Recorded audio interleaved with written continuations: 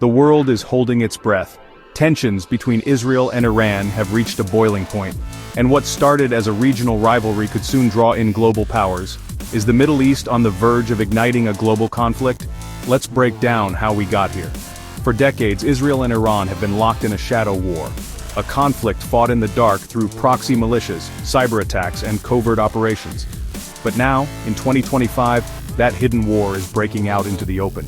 Recently, Israeli strikes targeted Iranian military assets in Syria.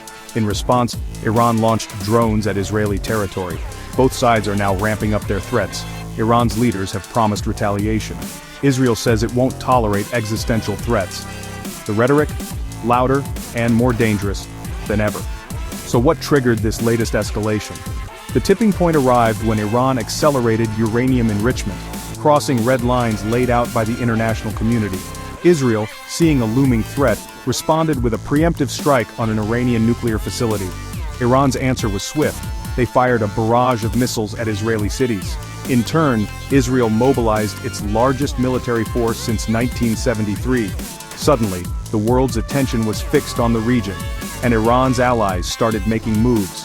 Because this isn't just about Israel and Iran anymore. The United States, Israel's long-standing ally, has ramped up its naval presence in both the Mediterranean and the Persian Gulf. At the same time, Iran's strategic ties with Russia and China have only grown deeper. Russia, already entangled in a standoff with the West over Ukraine, is warning against any foreign interference in the Middle East. China, heavily reliant on Iranian oil, is calling for restraint, but also criticizing the West's double standards. These alliances are drawing clear and dangerous geopolitical fault lines. And when so many powerful players are involved, one miscalculation or one overstep could set off a global chain reaction. Why does this matter so much? Because the risk isn't just more fighting, it's the risk of entanglement. If Iran targets US assets, America could be dragged into a direct war.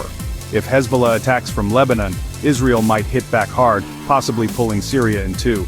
If oil shipments are blocked in the Strait of Hormuz, the global economy could spiral into chaos. This isn't the old model of war. Cyber attacks, economic pressure, and proxy battles are now the weapons of choice. And the Israel-Iran crisis has all the ingredients for a modern global conflict. Is there a way out? Diplomatic channels are still open, just barely. Countries like Qatar, Turkey, and even the Vatican are offering to mediate, but each new strike makes peace less likely, so the world has to ask, are we sleepwalking into World War III? Or is this the moment we step back from the brink? A war between Israel and Iran wouldn't stay in the Middle East, it would ripple across borders, economies, and people's lives everywhere. The world is watching. The only question is, will we act in time? If you found this breakdown helpful, hit like, share, and subscribe to the Think Tank. Drop your thoughts in the comments. Is this the start of something bigger, or can diplomacy still win the day?